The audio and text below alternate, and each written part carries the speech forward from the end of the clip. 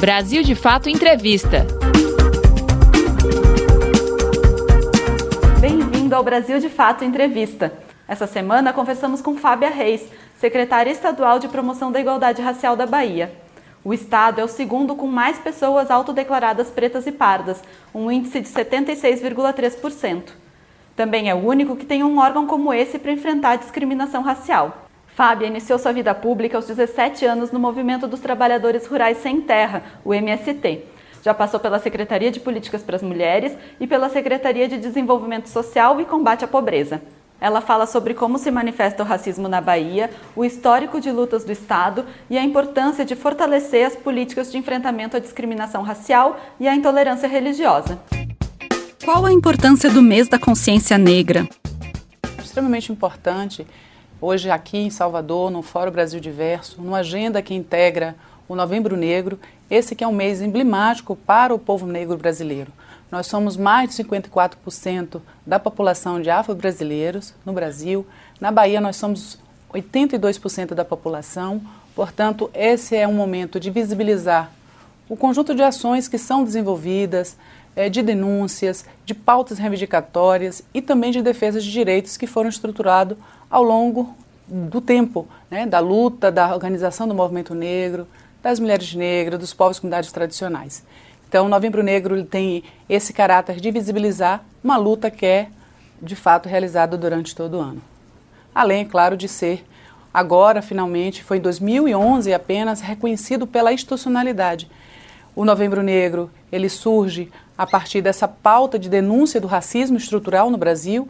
Ela é realizada desde a década de 30 pelo movimento negro, ela ganha força na década de 70 com essas organizações, denunciando que nós temos uma falsa democracia, porque não foi feitas as políticas de reparação para o povo negro, portanto esses números que eu trago de maioria da população não está representado nos espaços de poder, no acesso a serviços, às políticas públicas, à educação, portanto é uma luta histórica e que apenas em 2011 foi sancionada pela presidenta Dilma, trazendo esse calendário para a institucionalidade.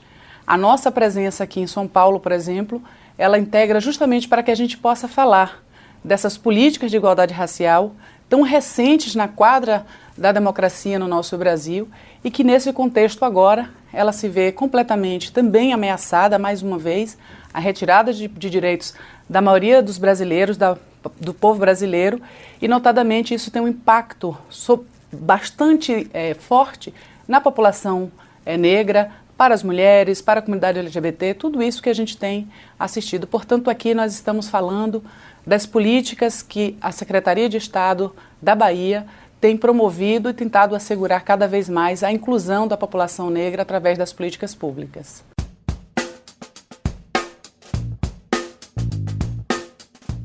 A gente veio com bastante pesar, sermos a única Secretaria de Estado do Brasil. Essa estrutura ela surge em 2007 com a chegada do então senador, à época governador Jacques Wagner, que cria a estrutura da secretaria, também no ambiente do governo federal de estimular os processos com a criação do ministério, que hoje já não existe mais, o Ministério de Igualdade Racial, e que o intuito era justamente que com essa pactuação, governo federal e governos estaduais, a gente pudesse criar várias secretarias em vários estados, apoiado nessa política nacional, tocada pelo governo federal, e com isso a gente aprimorasse as políticas afirmativas, as políticas de inclusão e de reparação do impacto da desigualdade provocado pelo racismo estrutural. Então a gente vê hoje nessa condição justamente de ausência e de diminuição dessa força da agenda nacional representada no governo federal, é importante demarcar esse processo e que hoje nós somos a única Secretaria de Estado. Nós temos uma extraordinária no Maranhão e algumas outras que foram até chegar a alguns estados ter secretarias, mas deixaram de existir.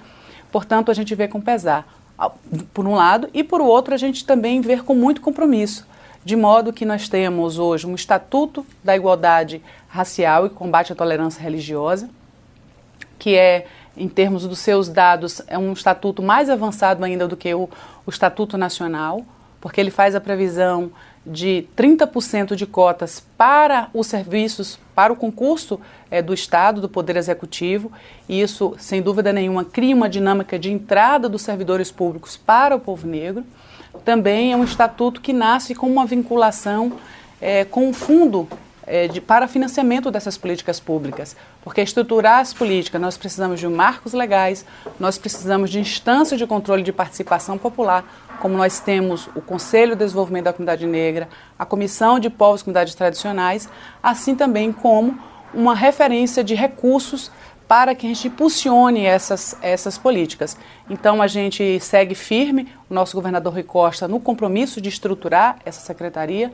Nós estamos manter o nosso sistema estadual. Infelizmente, a nível nacional, o sistema está completamente desarticulado, mas a gente tem conseguido fazer, inclusive, reuniões descentralizadas envolvendo as comunidades tradicionais, porque nós também temos uma política estadual para os povos tradicionais. Então, muito para quem não conhece a nossa estrutura, é importante afirmar, a gente toca dois grandes eixos da política. Uma é consolidar esse sistema com esses entes, fóruns de gestores, que é Estado e municípios, povos tradicionais, representando os 10 segmentos que a Bahia tem, o Conselho de Desenvolvimento da Comunidade Negra, assim como construir uma rede estadual de combate ao racismo. Então, consolidar esse sistema é muito importante porque você envolve diferentes segmentos e setores da sociedade para combater o racismo e promover políticas de inclusão. E, por um outro lado, a gente tem essa frente, que é a frente de aplicar as políticas públicas para promover a igualdade racial. E, de promover a igualdade racial, o eixo de combate ao racismo, de intolerância religiosa, também é algo importantíssimo.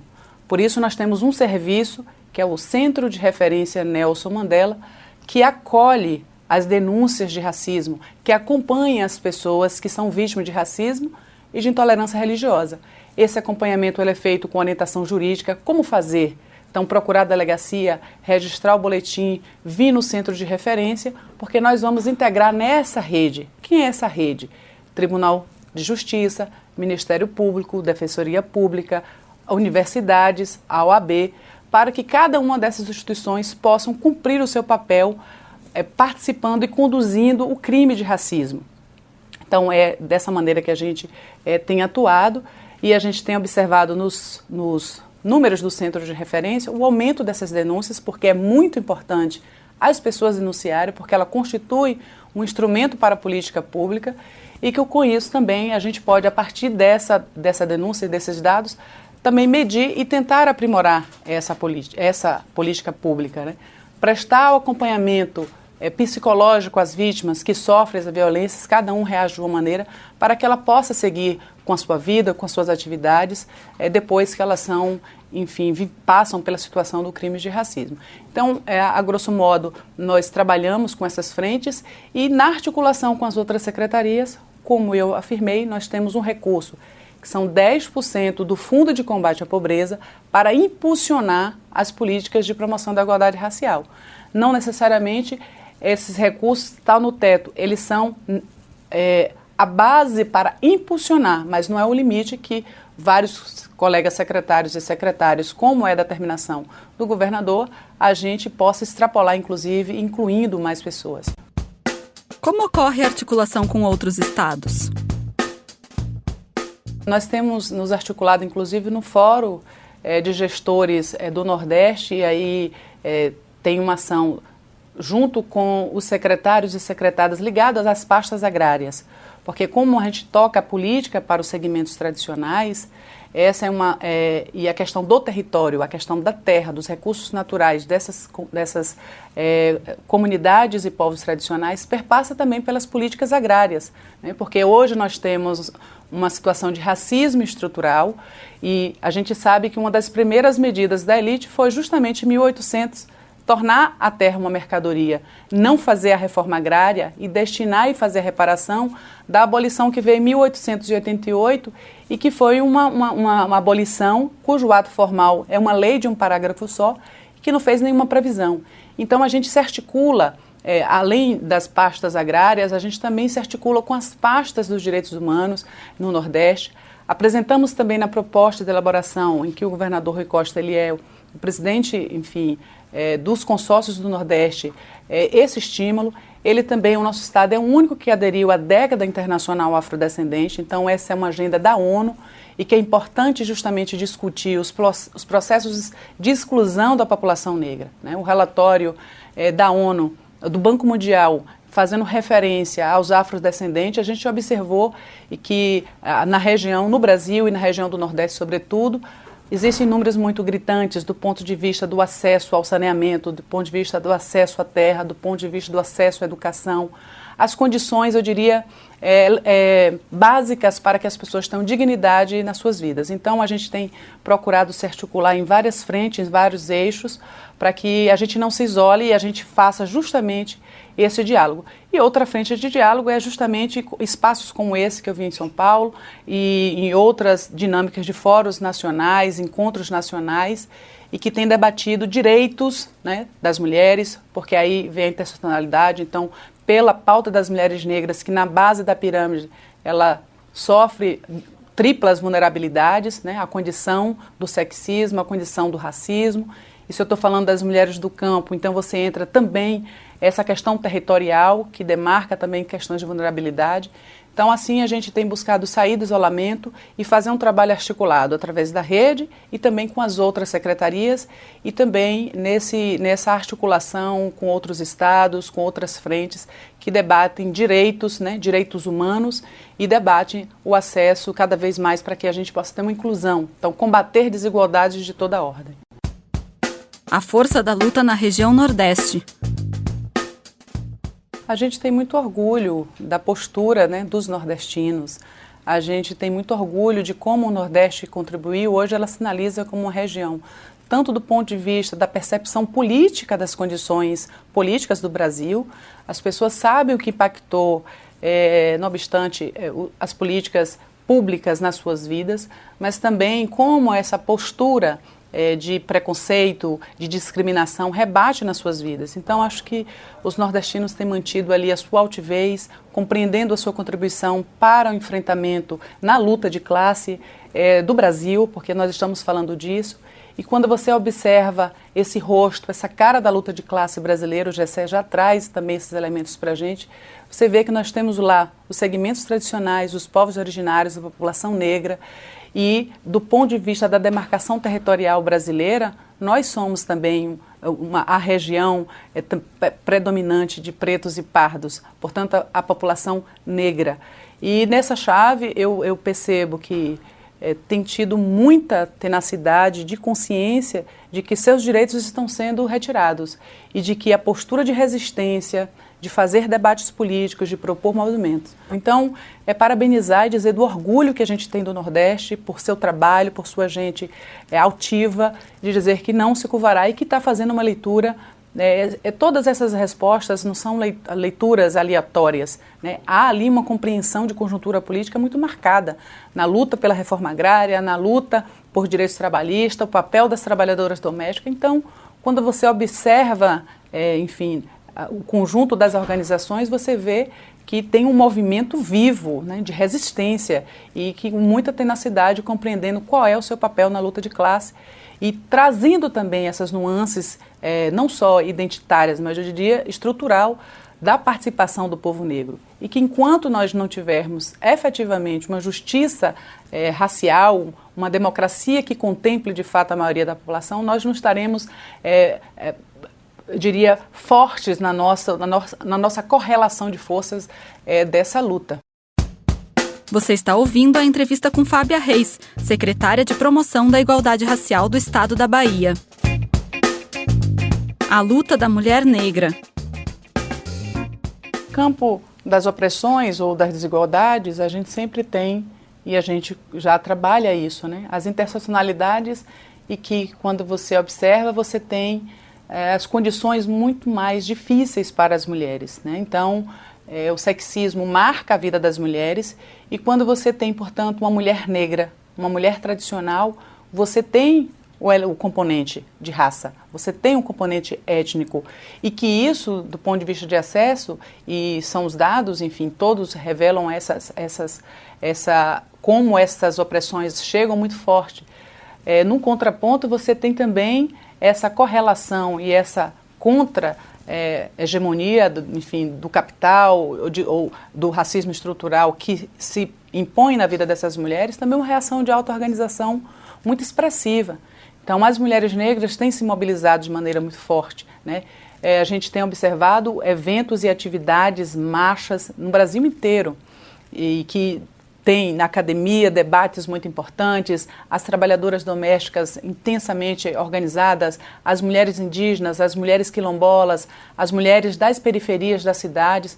Então a gente também tem visto essa efervescência e essa potência das mulheres negras para trabalhar esse conjunto de vulnerabilidades. Porque quando você faz essa interseção, a condição de pobreza, a condição de gênero, de ser mulher, e a condição de você ser uma mulher negra, uma mulher tradicional, indígena, quilombola, e que está, por exemplo, nas demarcações na cidade, na periferia, ou você está no campo, ou você está na zona rural, tudo isso torna a sua vida mais desafiadora e bastante difícil.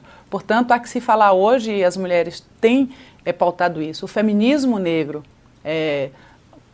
tem uma nuance em relação às mulheres que também sofrem a opressão do machismo e do sexismo, mas que não estão ali na chave, no recorte da opressão de raça. Então é preciso considerar, a gente tem feito trabalhos do ponto de vista da política pública de também discutir com essas mulheres, as mulheres tradicionais, e o nosso edital da década, por exemplo, a gente vinculou os projetos do julho, em que se celebra o Dia da Mulher Negra Latino-Americana e Caribenha. Esses editais eles são específicos para apoiar as atividades das mulheres negras. Acesso à terra e a direitos e a luta antirracista. Historicamente, e aí a gente poderia ter, e já tem vários estudos, em vários especialistas que podem falar disso, a gente começa justamente o Brasil, num Brasil colonial, no Brasil escravocrata, em que você, com a lei de terras, você tira o acesso, a possibilidade de acesso, transforma de fato a terra em mercadoria. E que isso é fundante para todos os trabalhadores brasileiros, né? No caso do Nordeste, sobretudo pela presença majoritária, são pessoas que foram escravizadas. Então eu olho para o MST, eu vejo um movimento da luta antirracista, que luta, que compreende-se enquanto organização, que questiona a estrutura agrária concentradora, monopolista e que agride, enfim, o meio ambiente, numa chave e numa bandeira de luta que é estrutural para o Brasil. Nós estamos falando de concentração de renda, nós estamos falando de algo que gera riqueza e que está na mão, enfim, dos latifundiários, do agronegócio, e que hoje tem um respaldo do ponto de vista da política fundiária nacional. Assim como a Bahia, por exemplo, tem 801 quilombos, territórios quilombolas, muitos desses aguardando a finalização do processo de regularização dos seus territórios, e que na mensagem, enfim, presidencial, disse que não é a prioridade a questão da reforma agrária, de um modo geral clássica, como as organizações de luta pela terra têm pautado, não tem recurso, o desmantelamento do próprio INCRA, assim como também as terras quilombolas, que é uma atribuição do INCRA, estão completamente paradas, né? Aí nós vamos falar dos povos originários, dos povos indígenas, que já textualmente também já foi anunciado, está fora da agenda. Então tudo isso torna a vida dos segmentos tradicionais, dos trabalhadores, das trabalhadoras que lutam pela terra, ainda mais difícil. Então eu penso que agora é um momento de grande unidade da classe trabalhadora em todas as suas frentes, né, incorporando e também se solidarizando cada um com as suas prioridades de luta, porque eu penso que isso são eixos, né? O movimento negro se organizou para fazer visibilizar o que quiseram a vida inteira, né? Não colocar a questão racial como sendo estruturante para o Brasil avançar. Então, é um silenciamento dessa história, como se a gente não tivesse um passado que foi muito violento e pesado a partir do processo colonial e escravocrata, que impactou nas estruturas de poder e que impactou nas estruturas de acumulação de riquezas, modelos para a agricultura com base na mão escravocrata. Isso não pode ser apagado. Então, o movimento negro, as mulheres negras, quando visibiliza esse aspecto e que demonstram por todos os dados nos acessos que As pessoas que estão fora dessas estruturas ou dos acessos, elas são pessoas negras. Isso é uma contribuição fundamental. Assim como as atualizações de agenda de trabalho, o MST é o maior movimento da América Latina, é fundamental, trazendo o recorte da luta anticapitalista direta com o imperialismo e fazendo essa convergência. A luta por moradia, que é mais um aspecto importante, das trabalhadoras domésticas. Então você tem uma frente, eu diria, de luta, né? A própria força sindical que está no seu processo de se reorganizar por conta até do modelo das precarizações de trabalho que a gente vivenciou. Então, diante de tudo isso, eu penso que a grande convocação é de unidade da classe trabalhadora, com todas as suas potências e acúmulos históricos, e sempre nesse diálogo, tentando aprofundar cada vez mais as democracias, para que a gente tenha governos de esquerda, para que a gente tenha essa abertura de aprimoramento dessa democracia, e com isso a gente possa ter políticas públicas respaldadas como em devolução de direito, estruturar cidadanias, estruturar de fato que essa luta ela tenha conquistas importantes para que a gente combata a desigualdade, para que a gente combata processos excludentes e garanta condições de vida digna para todo o povo brasileiro. Resistência e luta. Eu vejo assim com muita, no curto prazo, ainda muita tensão política. Nós temos partes de vários setores das instituições, assim como setores do judiciário. Então, o acesso à justiça é uma coisa extremamente que precisa ser problematizada, como os ritos para transitar e julgar uma pessoa. E aí a gente vê as nossas prisões. Nós somos o terceiro país com a maior população carcerária, enfim, do mundo. Então, eu vejo ainda com muita preocupação e os impactos das reformas que a cada vez continuam passando na correlação de forças que nós temos no Congresso, rebatendo na vida das pessoas. Então a gente tinha saído do mapa da fome, a gente retorna para o mapa da fome, a gente tem uma reforma trabalhista que impacta diretamente na renda e nas condições de vida. Portanto, tudo isso eu vejo numa avalanche muito grande, o que representou um projeto, enfim, que assegurou a gente sair do mapa da fome, ampliou o programa de moradia, possibilitou também o incremento e o acesso através das políticas de cota a milhares de estudantes acessar as universidades. Enfim, eu vejo um desmantelamento de todas essas políticas que sequer estavam consolidadas, sendo desconstruídas, tiradas da agenda, e de um movimento muito rápido, a população brasileira voltando às condições de viver, enfim, com menos de R$100 por dia, as pessoas tendo que novamente perder a sua dignidade, ter que trocar o seu trabalho por um prato de comida. Então, isso é muito triste, e eu penso que o 2020, como sendo esse espaço também de correlação de força do processo eleitoral, uma preocupação de que câmaras de vereadores, prefeituras tenham aí um incremento, uma presença de representações de direita que representa as ideias neoliberais ou ultra-neoliberais que a gente está vivenciando. Portanto, são caminhos, a luta social, no enfrentamento, na auto-organização, nessa grande possibilidade de construção de unidade da classe trabalhadora, e passando também por identificar que o aspecto de quem está à frente nesses espaços de poder, câmaras de vereadores, prefeitura, também incide na vida das pessoas, que é como a gente está vendo também hoje no projeto nacional. Foi o ex-presidente Lula que estruturou um ministério, que construiu uma política nacional de povos tradicionais, que estabeleceu e consolidou, junto com a presidenta Dilma, a institucionalidade das agendas do movimento negro. Então, tem que ter abertura, tem que ter governos com capacidade de dialogar com as organizações sociais para aprimorar o campo de estruturar direitos, de fazer de fato combater desigualdades e inclusão. Então, a nossa expectativa é de que tenhamos que marcar essa grande resistência. Isso não é só um movimento do Brasil, isso envolve, a gente tem assistido aí tudo sobre Venezuela, sobre a Bolívia, sobre a Argentina, sobre o Chile, forças ultra-neoliberais nessa tentativa, tivemos uma vitória aqui na Argentina, mas nós estamos vivendo o que estamos vivendo na Bolívia, nossa solidariedade sempre ao povo boliviano, para que a gente possa, tanto no Brasil como do ponto de vista de povos da América Latina, manter a nossa resistência, manter a nossa tenacidade na luta anticapitalista, na luta antirracista, na luta contra todas as formas que oprimem e que não garantem, enfim, condições de vida para o nosso povo. Então, Eu penso que a palavra é realmente resistência e luta para que a gente possa seguir em frente de cabeça erguida e conquistar. A palavra é a conquista, ela só vem a partir dessa luta e a gente precisa acumular cada vez mais para nos posicionar nessa correlação de força aí na América Latina, enfim, contra essas forças ultra-neoliberais.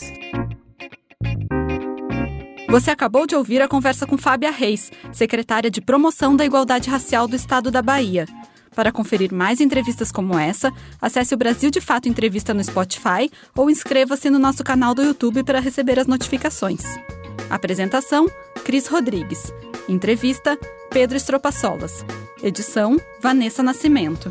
Coordenação, Camila Salmásio e José Bruno Lima. Direção, Beatriz Pasqualino e Nina Fidelis. Brasil de Fato Entrevista.